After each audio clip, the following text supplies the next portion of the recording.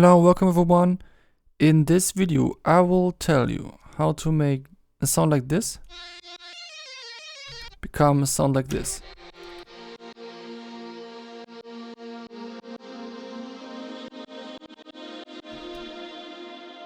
And yeah, of course, you hear that there is a reverb involved, but it's not just the reverb. See, I have a chain here and I'm dialing it in at this point.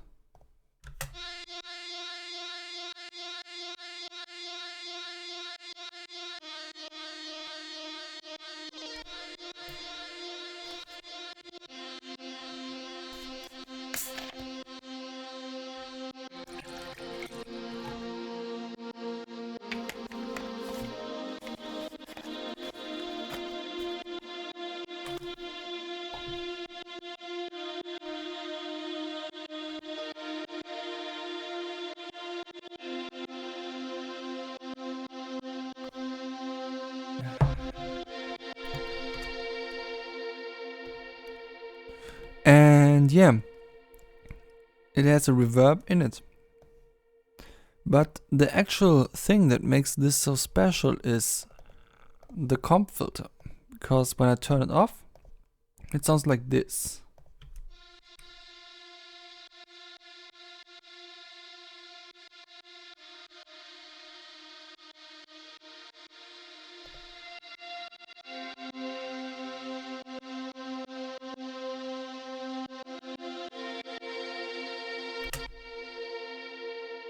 As you can hear, this is actually what makes this sound so much like something that you would associate with how evolution creates new things in nature and stuff like that. And without this, it's just like, well, some synthesizer that sounds a bit crunchy with a little bit of reverb, but only when you add the comp filter, it will sound like blossom and blissfulness. And so basically the idea behind this signal chain is that this reverb comes with this wonderful idea to add a comp filter to the sound. And if you have this reverb, then you know that you can use this to dial in some interesting flavors.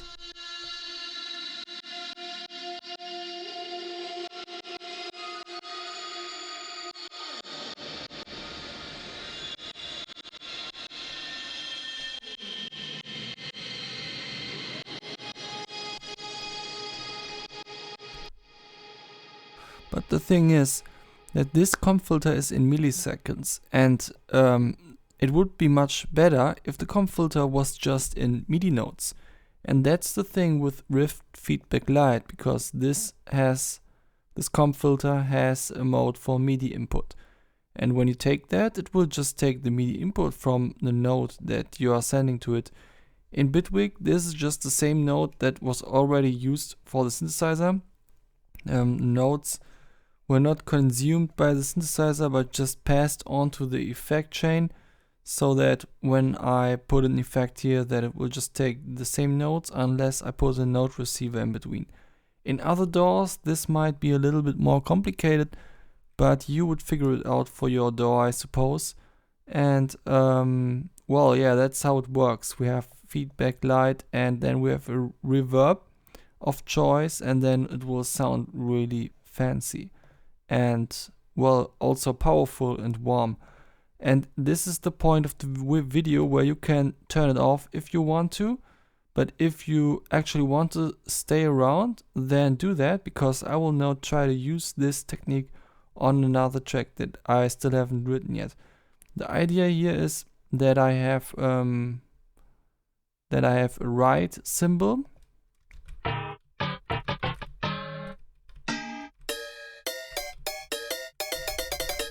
A pretty trashy sounding write symbol, and I first have to find a rhythm for it. And when I'm done doing that, I wanna send the same MIDI notes from this track down here, and also use this technique to actually make the write symbol a tonal thing, and that's probably going to be very interesting.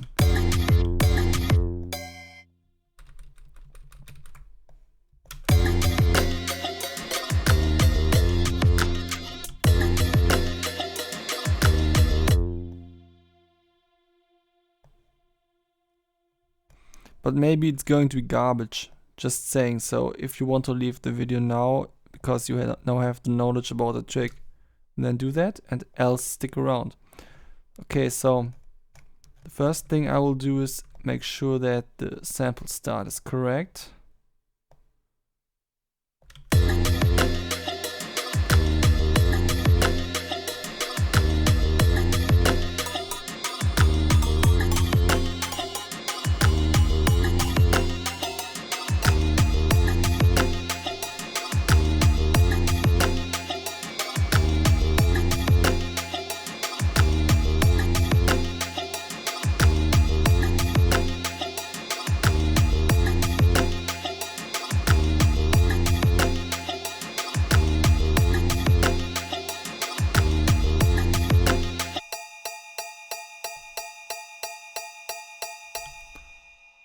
Now the next thing I want to do is for each note I want to have a random pitch.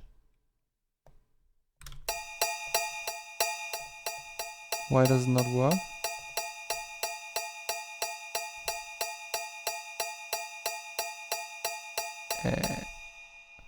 Why can't I have random pitch?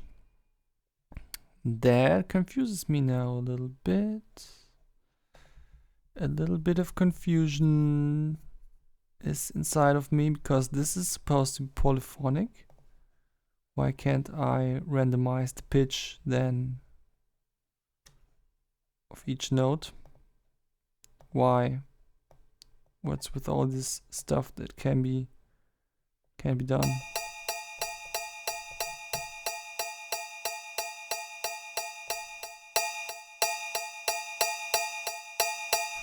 Why can I randomize velocity and not pitch? That's confusing me.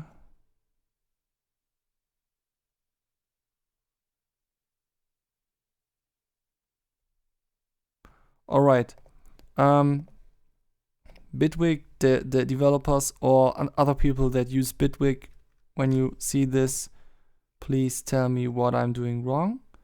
And I will just solve this differently now, because it's not that when we are stuck with something that we have to go on like that. Gladly, I have made a cool plugin once, which is called Nell. It's a vibrato. So I will just use that as a timing fluctuation thingy now. And I think it's going to be way more fun when we have multiple layers of it.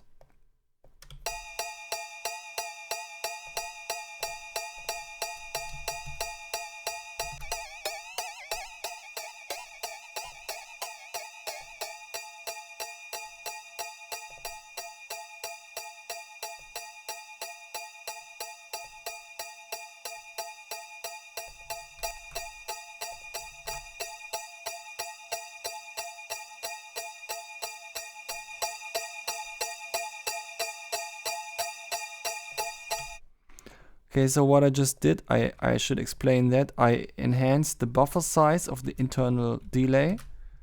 I'm doing it even more so now.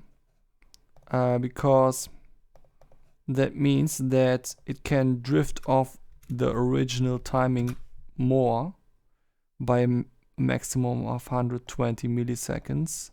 Actually half of that, because I'm compensating for half the delay size with look ahead.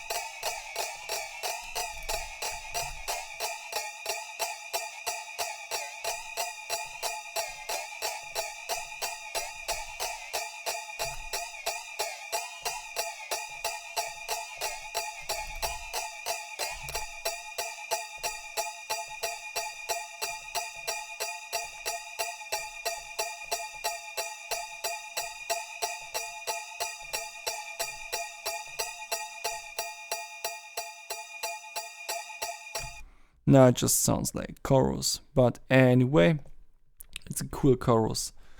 Cool way to make a chorus, a custom chorus from a bunch of vibratos. Why not? Now let's go on.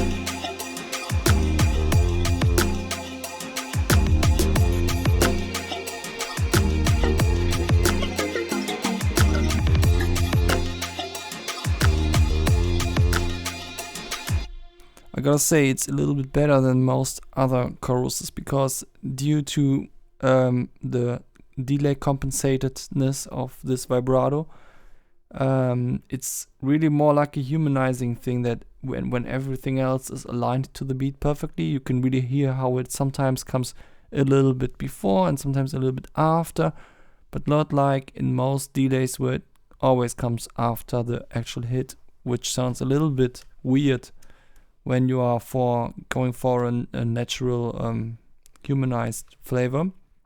So I guess my plugin really makes a lot of sense here as a replacement of a typical chorus, and not just because I made it and want to advertise for it. So now let's actually start with the fun stuff. Note receiver. Oops, didn't want to play here. Note receiver from Tropical Specimen doesn't have notes anymore. The trade route lead. Yeah, from this point on, now these MIDI notes don't matter anymore, just the trade route ones. And I can go for my technique again. Feedback light in MIDI mode.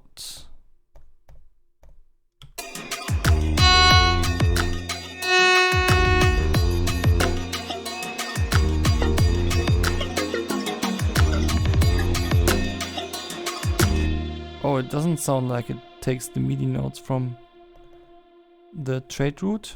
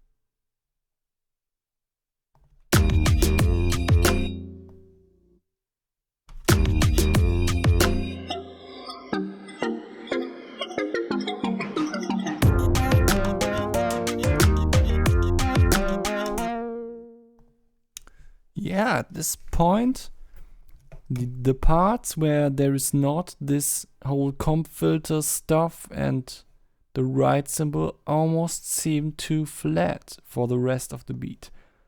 Like as if this was just a joke and this is where the beat really starts. At least that's how I feel at the moment, because I'm so sunk into this sound design session. Maybe it's just garbage and overly complex. Sometimes it is like that when you come back to it the next day. But I don't know, it's just to sum up how I feel about what I just did. Well, yeah, the right symbol, it's very simple sound, just simple right symbol, not even multi-sample velocity sensitive stuff. And yeah, I didn't find the feature where you could randomize the pitch yourself, so I couldn't humanize it on the MIDI level. And I tried to make up for that by using 3 layers of my vibrato plugin Nell with different buffer size settings, which made an interesting chorus modulation sound that extends the transients of the right symbol both before and after their normal hits. Then I added a compressor so that I can have a little bit more control about the dynamics, and I used the note receiver to get the notes over from this epic solo melody. And then I used riff feedback light, and I had a lot of trouble dialing it in a way that kind of makes sense, because it gets too much easily. And then especially when being used on very percussive samples like this, it can smear the sound in a bad way, so that you can hear that it's a delay, because a comp filter is essentially a delay. And that can cause a lot of confusing feelings, in my opinion, because I do like how it sounded on the lower frequency settings when putting it some octaves down, when it created these massive bass tones. But this part didn't ask for a bass pad, so I was a little bit sad when I had to go back from that setting again and use something more conservative. But sometimes it is like that, I guess. So this became a very subtle thing on this track. Even though this video is about this particular trick, it doesn't work on everything just the same. What worked really well, however, was using phases in order to, well, notch out most of the frequencies of this sound, in order to just give it a little bit of a different flavor, to mix it with the rest of the signal in a more natural way, or something that fits its nature better. I made this equalizer curve at some point, but then I went back to phases and changed phases again. So actually, even though this was meant to kind of complement a certain phases setting, I just kept it like this, but still went away with the phaser. So it theoretically it makes no sense anymore, but practically it does, because it sounds good. And then there is OGT. Usually I put OGT behind the equalizer, so let's quickly check if that sounds better.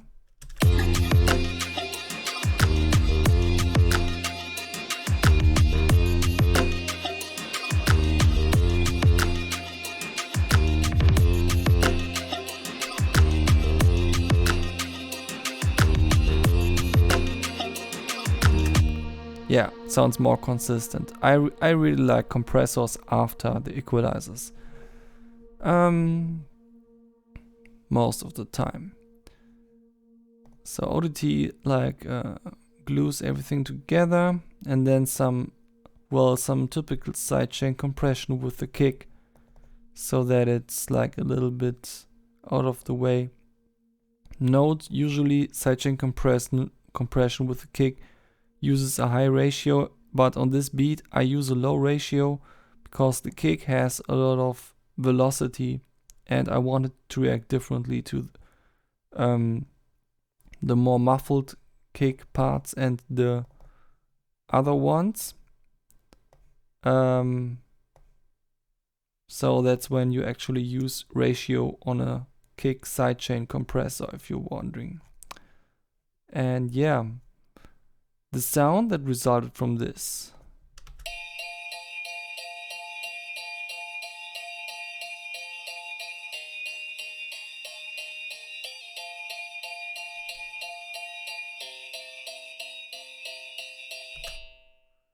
It sounds a little bit Asian to me, which is pretty cool. I like that. It's like a string or something. And well, maybe we can make it even better with some soothe, to be honest, because even though I like that it also has some harshness in it, we could slightly reduce it.